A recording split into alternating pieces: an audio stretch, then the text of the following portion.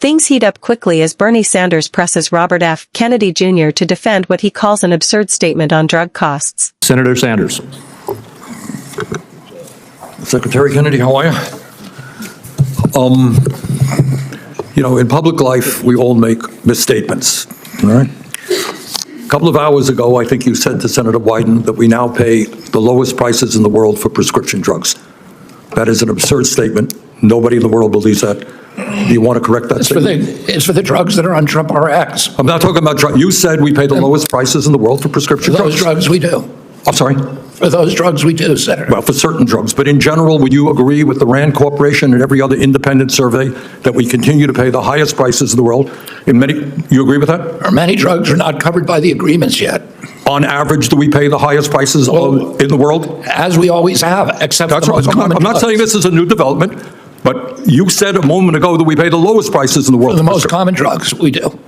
Or GLPs, or IVF drugs, or COPD drugs, or asthma drugs, for insulin. Well, let me give you an example.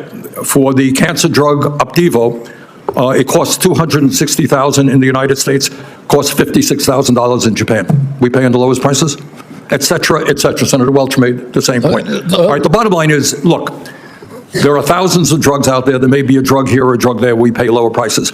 In general, according to the RAND Corporation, we now pay nearly 3 times as much for prescription drugs than 33 other countries in the OECD. You agree with that? For the most common drugs, we have the lowest prices. All right. I am working on legislation which is not inconsistent with what Trump has talked about, and that is we should not be paying higher prices for prescription drugs than people in Europe or in Canada. Is that a concept that you can support? Yes, President Trump wants this codified, and you have a lot more power than we do. You're right.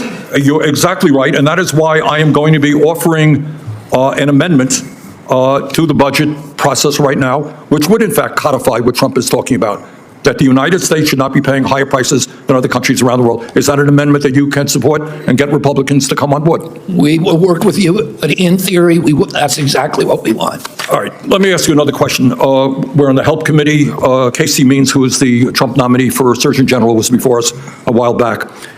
She agreed with me that TV ads, prescription drug TV ads in America should be banned. As you may know, we're one of 2 countries in the world. Do you agree with that?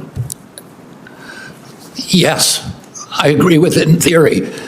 Constitutionally, you can't ban it, but we are now regulating it for the first time, and you'll see that the ads have changed on TV recently because we've sent out 1,000 disciplinary letters. You may be right, but I think, the people who determine the constitutionality of laws are the Supreme Court. Well, we worked a lot on it because I wanted to regulate it. Okay, but bottom line is, am I hearing you correctly to say that you would like to see a ban on prescription drug TV ads? Yes. Okay, good.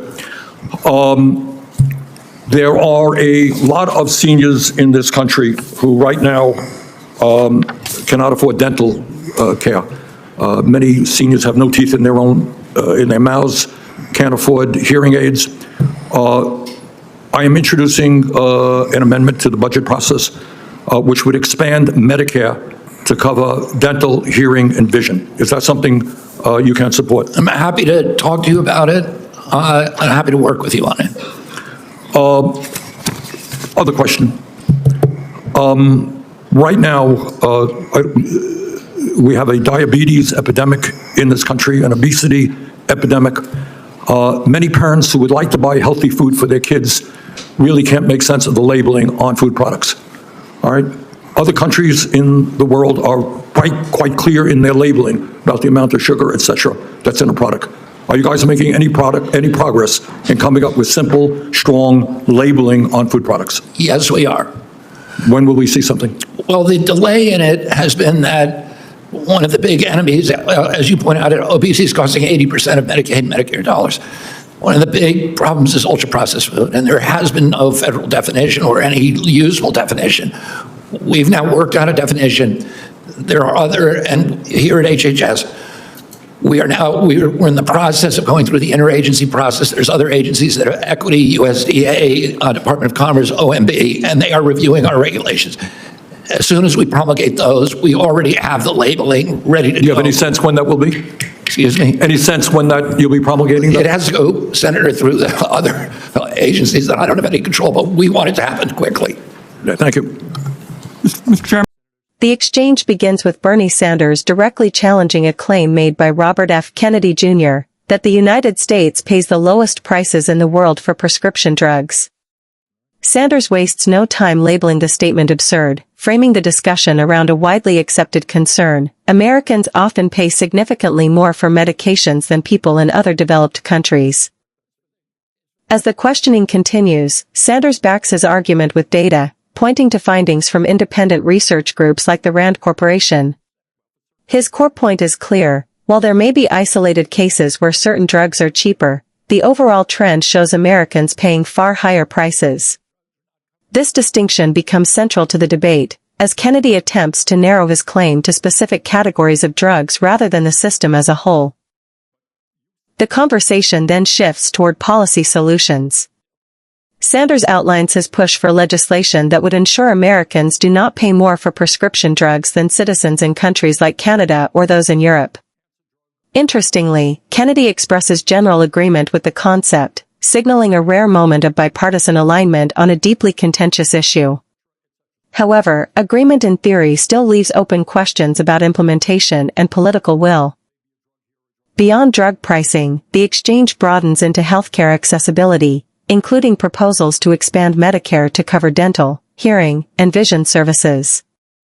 Sanders highlights the real-life consequences for seniors who cannot afford basic care, reinforcing his long-standing focus on healthcare equity.